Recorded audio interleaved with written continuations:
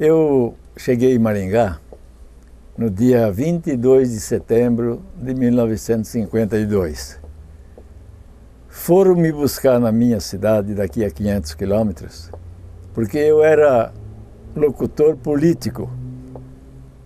E um candidato a prefeito de Maringá, chamado Inocente Villanova Júnior, precisava de um locutor político para fazer a campanha dele, a campanha do primeiro prefeito.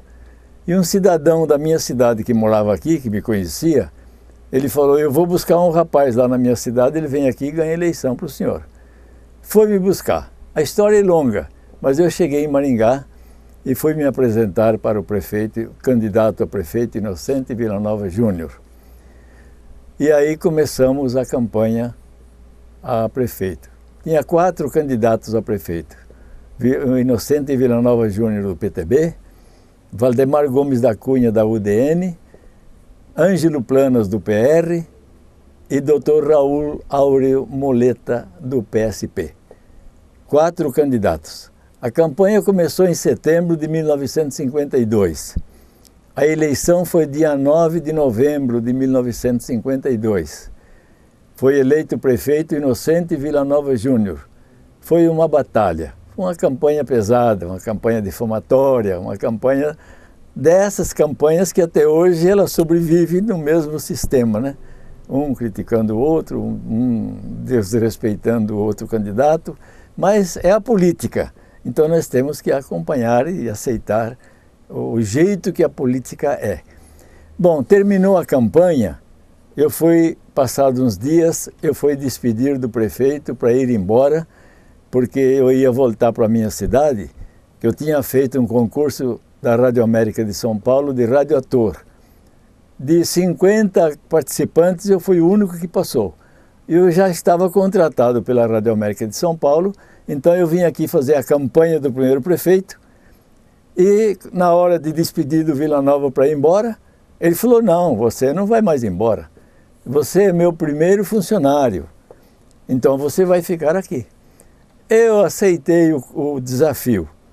Aí ele falou: nós vamos para Curitiba, as minhas filhas estudam medicina lá, que é a doutora Thelma, a doutora Betizi, e na volta você vai procurar um lugar para dar posse para mim e para a Câmara Municipal de Maringá. Aconteceu.